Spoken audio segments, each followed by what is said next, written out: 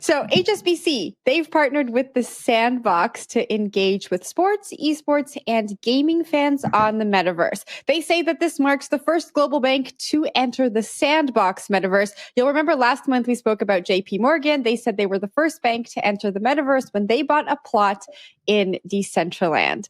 So Christy, I have a question for you. Do banks have a place in the metaverse?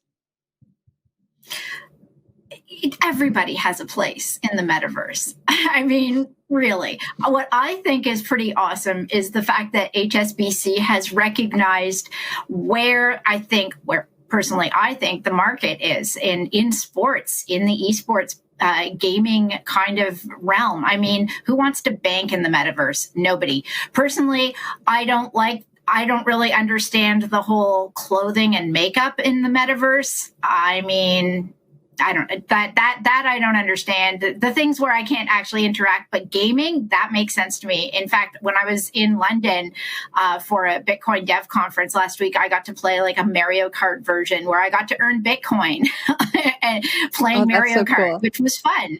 And I think that it's really smart of them to pick up on something that people are going to want to play and try out. And if they're, promoting it, that's good for their brand. I have to say, Christy, I just want to add, Christy, if you won that race, I think you would want to be wearing your flyest metaverse fit. Well, I want 49 cents worth of Bitcoin, which, is going to moon one day. There you go. I was going to say, I think the digital flex, right? Hey, I'm wearing this cool thing that I might wear in the real world, or, I might not be able to wear it in the real world, but I can in the metaverse. I get that. But I'm with Christy. I don't get the banks thing. Like, what is the point of a bank in the metaverse? You just hang out, you hang out with your metaverse teller. All right, I know it's not like that. I know it's about sort of brand affinity and experiences that banks can't otherwise do in the real world. So, hey, props to them.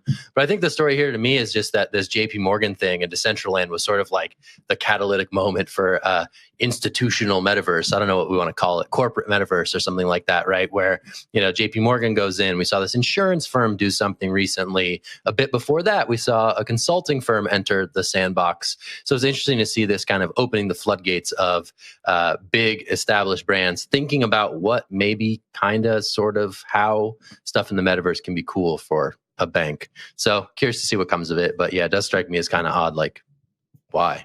I don't know. Jen, what are your thoughts? Yeah, I don't know. I also think why. I know last time we talked about metaverses on the show. I think Will asked me, do banks have a place in the metaverse? And I said, yes, like everyone has a place in the metaverse, just like you did, Christy. But it just seems odd to me. I'm curious to see how the audience will react. There are probably going to be these bank branded areas in the metaverse, just like we have the Scotiabank Theatre here in Toronto. And if there's a cool experience there, maybe people will go, or maybe we'll be like, nah, the bank is so lame. And there are other cool experiences here by brands I'm just learning about, or by brands who I enjoy to interact with in real life. So I'm curious to see how people respond to it. Christy, I don't know if you had your hand up, but I see it. Yeah, I did actually. Because here's the thing. Think about FTX, for example, sponsoring a sports arena. Mm-hmm.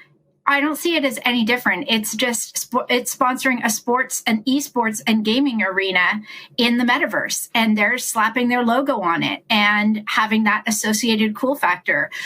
People are going to go play the games, and they're going to do it at HSBC Metaverse Park or whatever they call it. So I don't really see the difference. It's kind of a real world application of branding in the metaverse, and sticking your name on something that people are going to go to have some fun. So yeah, I think that's actually smart. This, the naming rights, right? Like it's a ballpark. Yeah. It's a ballpark. It has nothing to do with banking, but hey, it's HSBC ballpark, and they host the team that you really love. So I like that. Exactly. So I guess I'll see what happens there. But in other, I guess, traditional player news, Mark Zuckerberg was at South by Southwest recently, and he said that NFTs are coming to Instagram hopefully soon. So I think we got some news in January or a few months ago, I'll just say a few months ago to cover my butt here, that Instagram was looking into profile NFT profile pics similar to Twitter. But now Zuckerberg is saying that you are going to be able to mint NFTs on Instagram. He didn't share any more details, but I thought that was pretty cool for mainstream adoption. I guess my initial thought is, will they be NFTs as we traditionally know them, or will it be some kind of modified experience for the Instagram audience? I don't know if either of you, Zach, I'm throwing it to you. What if you have any thoughts on Mark's announcement? Yeah, it was just so inevitable, right? Like you see all this momentum around NFTs, and it was inevitable that Instagram was going to have its NFT strategy. And I think we're sort of hearing some details come to light. This had been, I guess, rumored with some like screenshots of like some developer environment that came out, I think, last month or a couple months ago. But it does feel like the inevitability of NFTs is here, right? Everyone's going to have an NFT strategy. And I think for a company like Instagram to roll that out in a way could be novel and interesting, right? You know, TikTok, I think, was maybe exploring with this at one point. It seems as though the ability to, again, have something that you provably own according to a hash on a blockchain, to have that exist in your favored social media platforms seems like something that is happening, despite some of the mainstream backlash, right? You saw Twitter do this with its Twitter Blue products, and, you know, the curse of the hexagon was everywhere, you know, left, right, and center when it came to the Twitter discourse for that 12-hour window.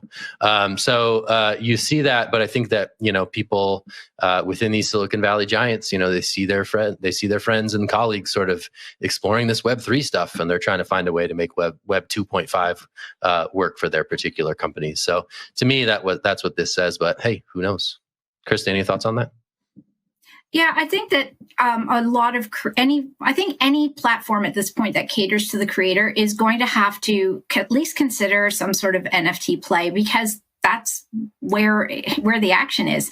I mean, Adobe putting it into their platforms where you can just automatically turn what you're creating on Adobe into an NFT, it just makes sense. People don't have to use it, but having the option there, I think, is just going to become a standard thing that more and more companies are going to pick up on as an option for their users. Because being able to seamlessly work your product into some sort of Web3 play just makes sense, I think, in the coming years especially.